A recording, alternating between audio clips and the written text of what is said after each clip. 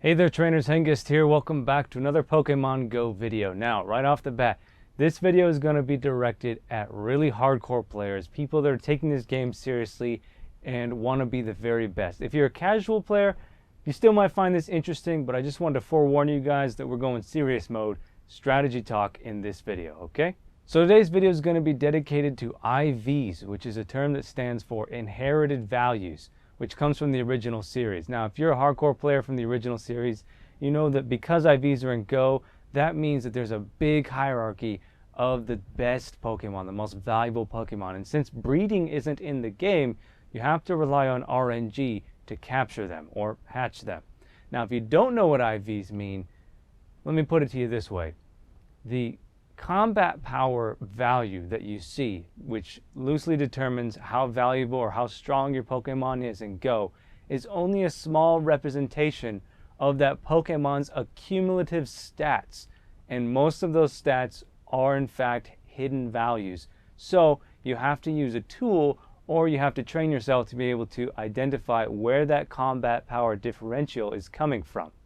Now, for the purposes of this video, I've used a tool. It's called an IV calculator that I got from a website called thesylphroad.com. I'll leave it in the description below. The guys who developed that website put together this really nice calculator. It's still in its early stages, but it is going to really help you peg which Pokemon you have in your roster that are the most valuable by determining their IVs. It's pretty accurate already, okay? So before we start delving into the minutia of my roster and taking a look at some of my Pokemon's individual IVs, I want to get a few things out of the way, starting with the simple fact that inherited values, quite simply, cannot be changed. Now, that's why it's called inherited. It's kind of like the genetic factor of your Pokemon. Now, I do want to get one thing out of the way, though. In Sun and Moon, they are implementing, Game Freak is implementing a system where you can change IVs in post after you catch the Pokemon, after you hatch them. But as of right now, at the time of this recording, there is no mechanic like that in Pokemon Go. So just be clear about that. You can't change IVs. Now, combat power is a value that is essentially an average of all your Pokemon's individual stats. And in Go, it is simplified. That's kept to attack, defense, and hit point values. Now, before you understand IVs in Go, you need to understand that there are two different levels that you have to be considering anytime you go to calculate these things. The first is abundantly clear and it's very visible. It's your trainer level. What is your trainer level? That determines how high you're able to level your Pokemon. And the second level, which is not abundantly clear and is not visible, is the Pokemon's level. You're going to need to know those things before you go to calculate your Pokemon's IVs, and they're very rarely going to measure up evenly, okay? So let's take a look specifically at some of my Pokemon and explain how their IVs affect my decision making and the strategy surrounding the game.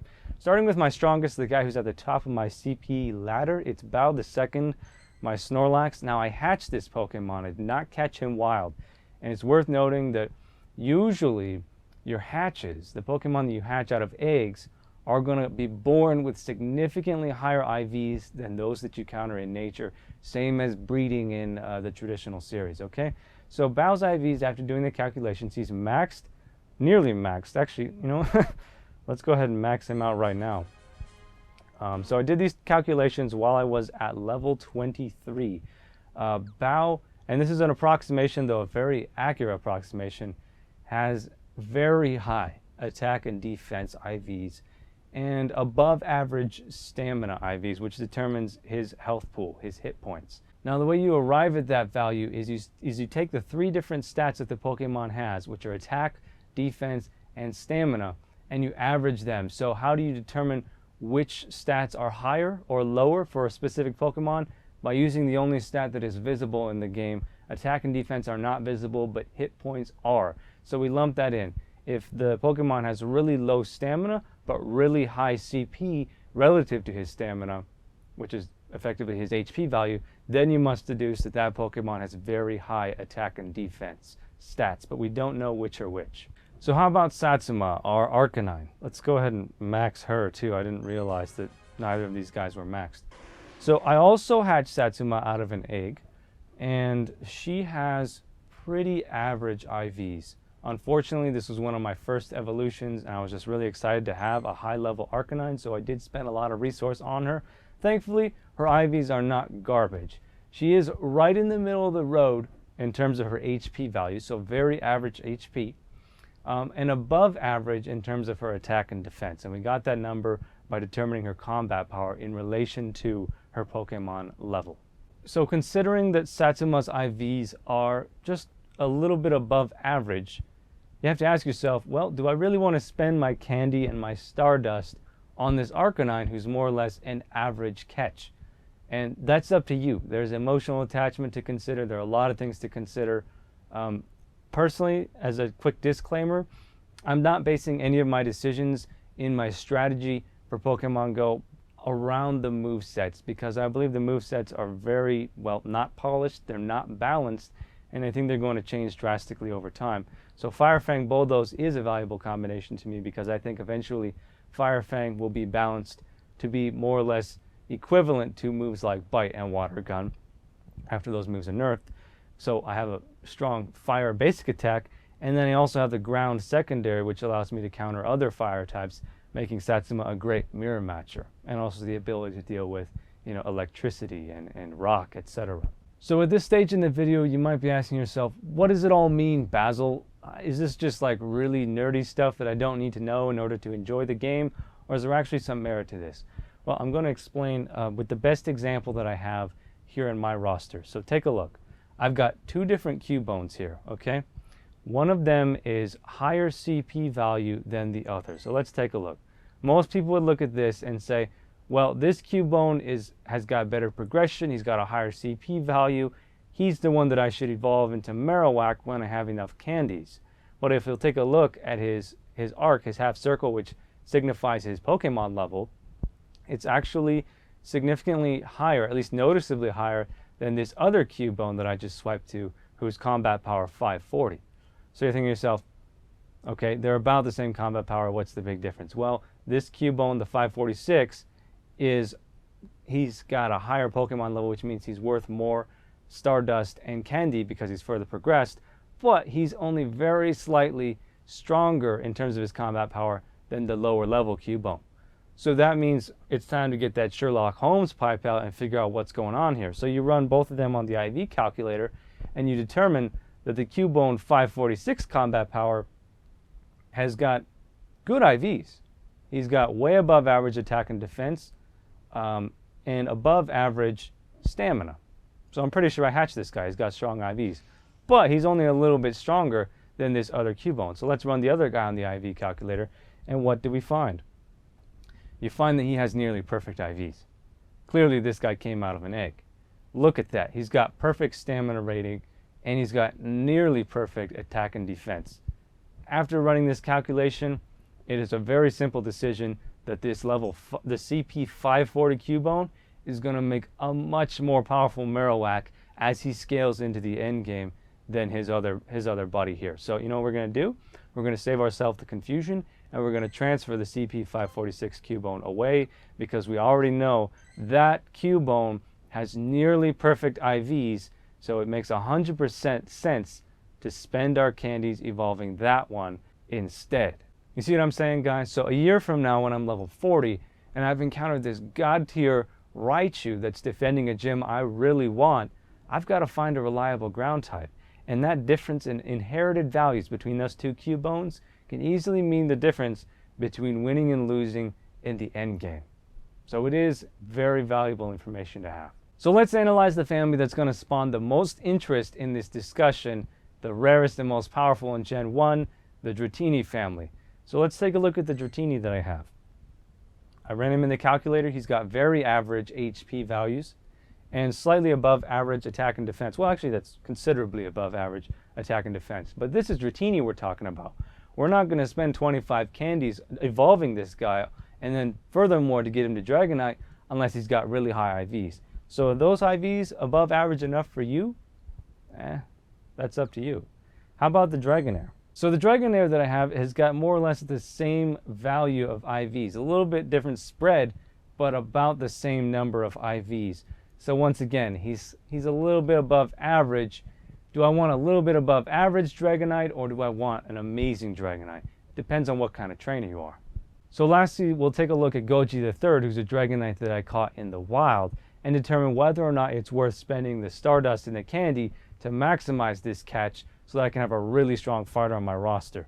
So taking a look, she has even better IVs than the Dratini or the Dragonair, just a little bit above average stamina, but really high attack and defense values, which means she's going to be a really good fighter, but possibly not the best gym defender. She can hop in with Dragon Breath Hyper Beam and lay waste to an enemy's gym, but I'm probably not going to want to leave her there. So I'll hold off on it. I'll make a decision whether or not to spend the candy on that or hold out for a God tier Dratini that I want to evolve from scratch. So let's analyze another really important family in the Pokemon Go competitive scene. It's the Eevees. So normally what you do if you're just a regular player, I would say not really hardcore, is you would just try to catch the highest CP Eevee that you can find, the one who's the most developed, and save that guy for the evolution. So I found a 665 Eevee here, and that's pretty high. You know, I don't have to spend a lot of Stardust or candy to max out this Jolteon, Flareon, or Vaporeon, whatever it may be when I decide to evolve. But is she really that special? Besides just having, you know, really inflated values because she's almost fully trained. Well, running her in the calculator, you can see that she's just a little bit above average IV. So do I want to spend 25 candies on that? It really depends on who you are and how common Eevee is in your area. I would say based on the number of Eevees that I have here, you know, look at all my Vaporeons. I got 2 Jolteons and 2 Flareons. Now I'm going to add her to the army. Why? Because Eevee's pretty common in my area, and I don't have to hold out for a perfect IV one, especially when I'm sitting on 52 candies. So we're going to go ahead and evolve this and see what we get. It's going to be slightly above average combat power, and it's going to be very near max training. So it's a Vaporeon, very high CP values, a top tier fighter defender in the game, very overpowered, and we just added another one to our army, 1781 combat power. Very nice. So here's another one for you, very rare Pokemon, Kabuto, however you want to pronounce it. I tend to go with the more Japanese pronunciations. I've hatched 2 of these guys. They are not easy to find in the wild. In fact, I've never even encountered one in the wild since the game came out. So let's take a look. Is he worth spending those very valuable candies to evolve into Kabuto? It depends. Because these candies are so uncommon, this is a basic Pokemon that I'm going to hyper-analyze his IVs for so that I make sure I get the best yield out of my candies, because it may be another 2 months before I can get another Kabuto. So his IVs are very above average. He came straight out of an egg. He's got really strong attack and defense IVs and way above average stamina IVs. I'll take it. What's his moveset? Doesn't really matter that much. Scratch Rock Tomb, it's going to reroll anyway, so let's do it. Let's see what we get. Well, I know what we're going to get. We're going to get a freaking Kabuto. I just want to know what his values look like. Rock Water, pretty interesting combination. He's super weak to grass, so let's make sure we don't leave him out against any victory bells. And there he is. My girlfriend's terrified by this Pokemon. He is kind of a killer. Look here. They should make like a Freddy Krueger final form of Kabuto with his freaking blade arms. So what's he got? 1208. Actually, that's quite a bit higher than I was expecting for Kabuto. And we got a bug move and a rock move. Nice. We'll take it. So Kabuto, he's pretty Kabuto's, he's pretty near the top of our CP ladder right now after that evolution. Nice catch. So here we find ourselves looking at Magikarp. Now, I mentioned that you should probably study Dratini, Dragonair, Dragonite the most because those candies are so uncommon, and Dragonite is one of the strongest fighters in the game, one of the rarest, etc.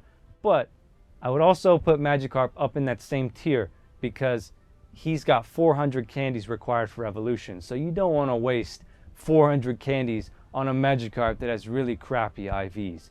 That would be a big mistake because it's probably going to take you a really long time to grind that many candies again. So make sure, guys, that you have got a strong Magikarp before you decide to press that evolve button. So here's the one I'm sitting on. I'm not anywhere near enough candies for an evolution, but he is a very high IV Magikarp.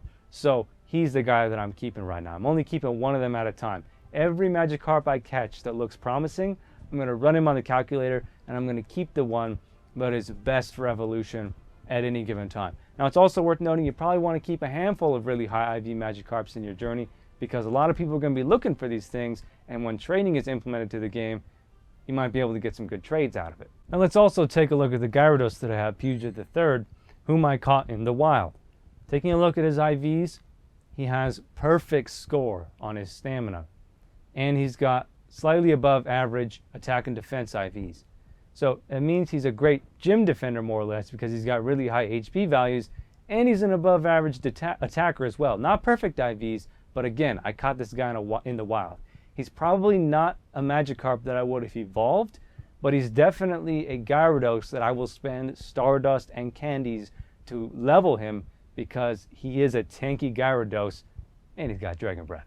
So how about one of my favorite Pokemon, a basic Geodude? I've been holding out on a Geodude for a while because they're really not common in my area, and Golem is really strong in this game. He's also one of my favorites. So we want to make sure that we pick a really strong Geodude to spend that candy on. And taking a look at the one that we have, he's got really high attack and defense IVs and above average stamina, but maybe I could hold out for a stronger Geodude. So what I'm going to do is hang on to this Geodude and wait and see if I can't catch a better one. And when we get to 125 candies, it might be time to start making a decision here. But at this point in time, it's a little too premature for my liking. Now here's a good example for everybody, and I don't want this video to drag on too long. I just want to make some points and then peace out. I'm not going to go through my whole roster here. Take a look at this Clefairy. Very high starting CP, almost max level when I caught her wild. For most people, they would think, wow, I've got 52 Clefairy candies. This is a no-brainer. Easy, going to press that evolve button and get a Clefable out of this great, strong gym defender. Run around the calculator, though, because that's 50 candies that you're spending, and you'll find that she is average, average, average. As average as they come, straight down the middle. So, as she scales into the end game, she's just going to be a run-of-the-mill Clefable instead of a great quality Clefable. Now take a look at my Clefables. I got a lot of run-of-the-mill Clefables here. So I'm going to save this candy for a really valuable Clefairy, and I'm going to spend that candy on the perfect IV Clefairy instead, because I've already got average Clefables. I want a really strong one. Okay guys, to close out the video, I wanted to do an evolution that I've really been looking forward to, and it's a Nidoqueen. Nidoqueen and Nidoking are really top tier defenders in Pokemon Go, fighters for that matter too. And you can see that I already have one of each. Taking a look at my Nidoqueen, really nothing special here. I didn't spend any Stardust or candies on it, no thanks. But I've been holding out because Nidoran are really common in my area for a really strong Nidoran of both male and female. And I happened to find a really good female. Taking a look at her IVs, she's way above average on both accounts. Almost perfect IVs. This is a really uncommon catch, guys. I've never seen a perfect IV catch in this game out of a hatch or a catch. I'm not even sure that they exist. And if they do, they're very uncommon. If you've bred in, if you've done breeding in the traditional series of Pokemon games, you know how hard it can be to get a perfect 6 IV Pokemon. Most of the time, or in fact all of the time, it's not even worth the effort. So this is basically, it's not the Hercules of the Nidoran family, but it's like the Achilles, you know what I'm saying? And I'm plenty happy to have the Achilles of the Nidoran family on my fighting roster. So let's go ahead and hit this evolve button. We just so happen to have enough candies for both the Nidorina and the Nidoqueen evolution. So let's do it. Dun, dun, dun, dun, dun, dun, dun, dun. Yep. And there she is. Feisty looking Nidorina. I would show you the moveset and probably run her IVs on the calculator again, but we're just going to hit that evolve button right away anyways, so let's just get her done.